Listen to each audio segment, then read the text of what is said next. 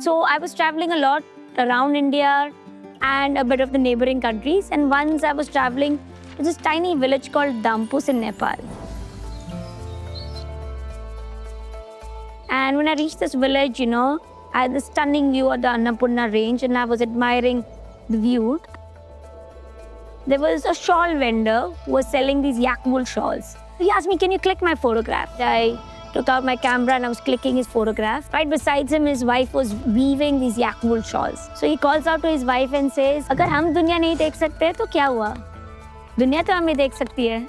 And his outlook, to life actually opened my eyes to the ample opportunities the tourism industry has to offer. So for us, when we quit our corporate job, it wasn't to build a scopus of, large fund, create this whole rat race, right? It was to create something more meaningful and impactful. I started building Make It Happen with that in mind, with a vision to create a venture that is meaningful and impactful, while of course scaling. And scaling not just financially, but scaling with impact.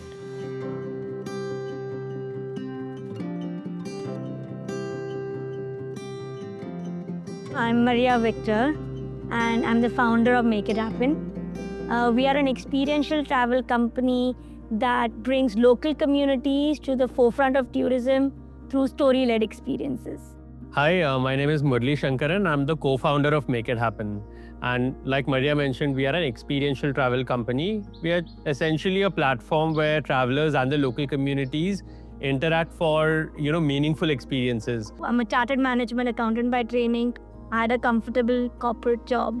But somewhere down the line, I started seeing that I wanted to explore beyond the corporate office. It was there. And I started traveling, initially just out of my passion for traveling. Travels got me connected to different people from different parts of India. And then I realized what I really enjoyed about traveling was, meeting the locals, trying the local cuisine, understanding their culture. And that also sparked a whole journey of self-discovery for me. So that's what got me connected to the tourism industry. So I started my career in 2005. I got placed in HP here at Packard. That time the salary was 1.2 lakhs per annum. So I moved to Bangalore, and Bangalore was always a place I wanted to live. I visited Bangalore, when I was probably 10, 12. And when I saw that place, when on a family vacation, I thought this is the place I want to be. So my aim after graduation was to head to Bangalore, and which is what happened through HP. Now with HP, it was very interesting. A lot of people look at corporate career as something that is not so exciting, right? But I think for a fresher, getting into a corporate career was a great learning experience, right? I remember it was my first month, and we had to do a night shift, 1 week in a month. And our shift would end at 4 o'clock. And at about 3 o'clock, my team lead assigned some work. And I thought, okay, my day has ended. It's 4 o'clock. How do I get back to my house? So at 4 o'clock, 4:30 when the shift ended, I shut my laptop and she's like, where are you going? I'm like, the day is done, right? She's like, till you finish your work, you don't leave. And that stayed with me, through everything that I did in my career. So it's a very important lesson that you learn in corporate, right? And how to meet deadlines, how to work with teams, the importance of processes and systems. So that's, the early years of my corporate career. I took a year break in 2011. I quit my corporate career. At that time, without much of a business plan, but more to explore, right? So started understanding more about the tourism industry, volunteering with different groups. But, since I didn't have a plan, within a year, I ran out of savings, right? And I went back to a corporate job. I worked again in a corporate career for about 2 years. So that 2 years also gave me a lot of time to experiment. And I used to run experiences, over the weekends. So we would organize short curated treks or experiences in the village, over the weekend.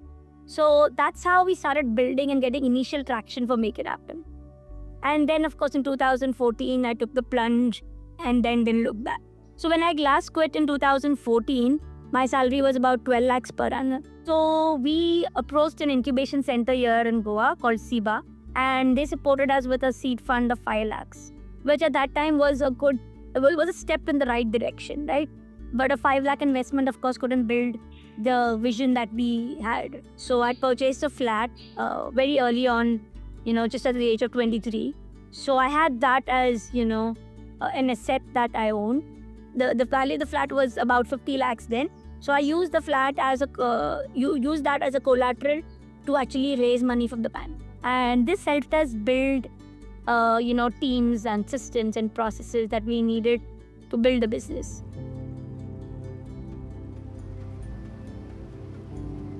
So I actually started, a corporate career sometime, end of 2007, early 2008. It was actually a time of global recession. So a year later, I managed to get a breakthrough in the gaming industry. So it started with K2 Network, which is actually a gaming studio. Then I moved to Indium Soft, which was a game servicing company, and then to Zynga. And then my final role was at Pole to Win Games. So it was a lovely time, and I initially started as a junior and quality assurance analyst. It was 1.2 LPA I started with, and then as I grew, I reached 10 LPA, and that was my last drawn corporate salary before joining Make It Happen. Although the process of quitting was very interesting, it was we were basically closing a deal of 25 lakhs of funding, which we were about to close it, but then the deal fell through. It didn't happen. But I had already quit thinking, my fund is going to come through, and I would be heading operations and a little bit of sales and marketing as well. But then since it didn't come through, it was a bit of a setback. A little bit of panic did set in. I told my parents that, I'm quitting this corporate career to join a startup. It's a travel startup. And my parents were like, what are you doing? You have like a settled job right now. Things are going fine and stable. This is completely going to unsettle you. There's no guarantee that that this business is going to work, or how are you going to manage your finances. They felt that maybe you should do it say over weekends or at the side, but you should continue working Monday to Friday and take this at the side, and then only decide to quit once it's completely self-sustaining, which is not very realistic if you think about it. That advice, it doesn't happen. Then what happens is the startup or the organization, you're not giving it enough time, right? So that's something which doesn't happen usually. You have to be courageous and take a leap, and that's what required. So I had made up my mind that, it's time for me to transition from a corporate gaming career to, into a travel startup. So when I started, exploring this travel thing as a passion, everyone was really supportive, right? You do this over weekend. But when I said, I want to take a year break to actually explore the possibilities in the industry, there was a bit of resistance. But I think, the idea then, and my family also supported this, was like, you're young, go and explore, right? And if it doesn't work, you always have a corporate career to go back to. So the first year wasn't really something that they resisted. But in 2014, when I quit, the second time when I quit, at that time it was a more informed decision, So I'd already discussed, with my family that I will be moving into this full time, because, there is a point that Murli said, you can't manage both, and you have to make a choice that if you want to build something meaningful, then you need to give it your all. And in fact, I remember talking to one of our mentors, saying, should I quit, or what should be the next step?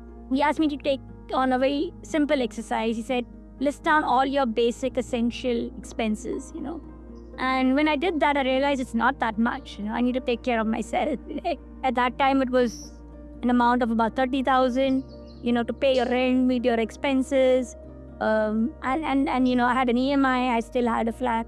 So it was about that much, which seemed something that you could easily earn, right? In entrepreneurship, it's always doesn't go the way you plan, right? And I remember a few months down the line again, facing this challenge where revenues were not as consistent as I planned, and telling my mom that maybe I'll need to go back to a corporate job. That's when she told me, now that you've actually made up your mind that this is what you want to do, there is no going back, right? So you got to go out there and make it happen.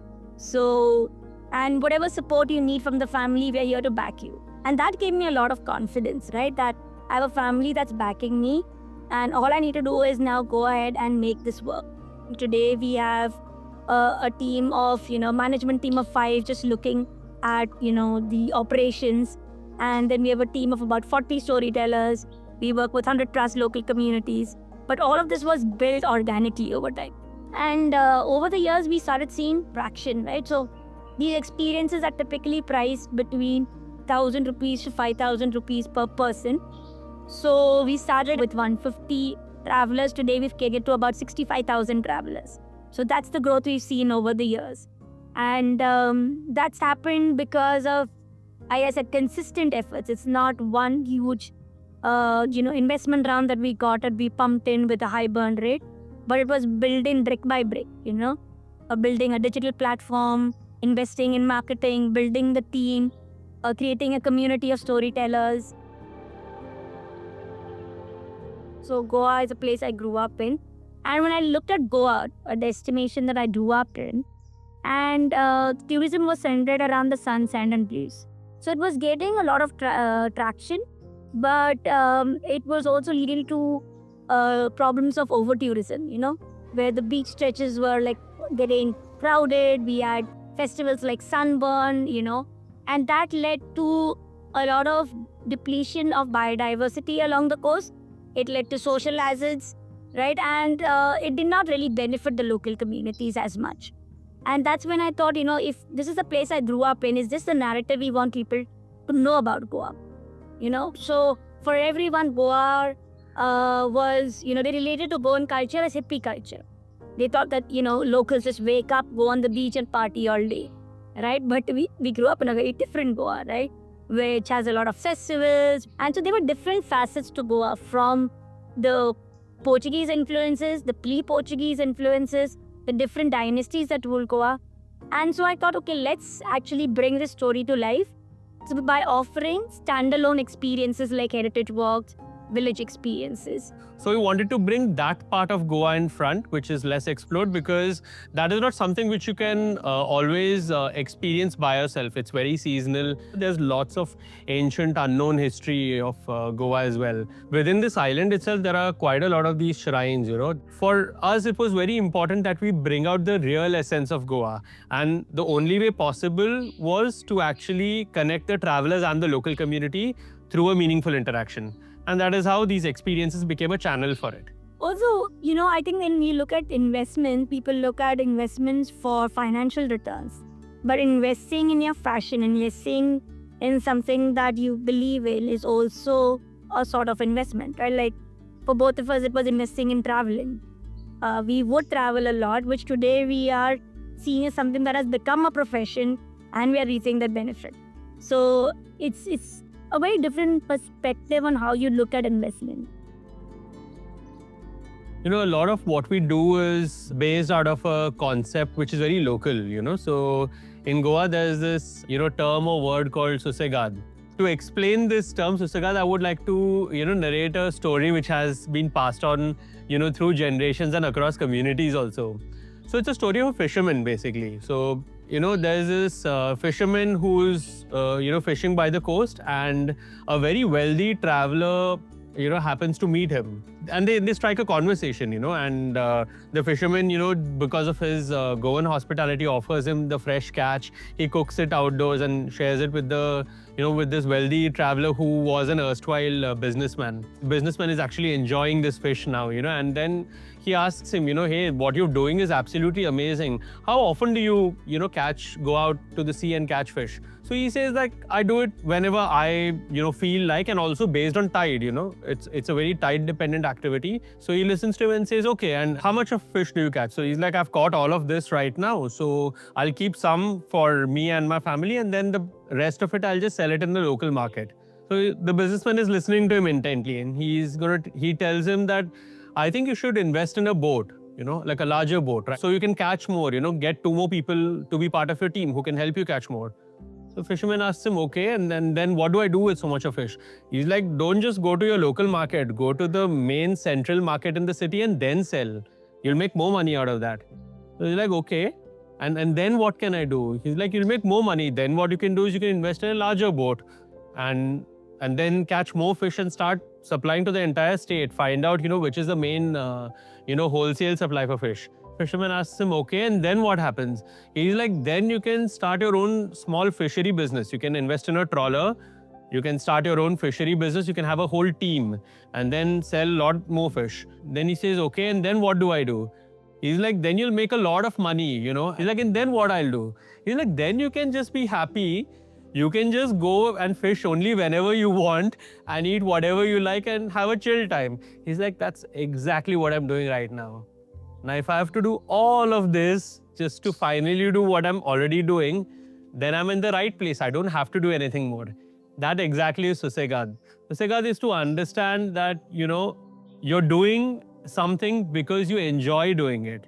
And you're not doing it because you're chasing numbers and a rat race. You're not part of a rat race. You're doing because you're meant to do this because you're so passionate about it. So that's what Susegad means.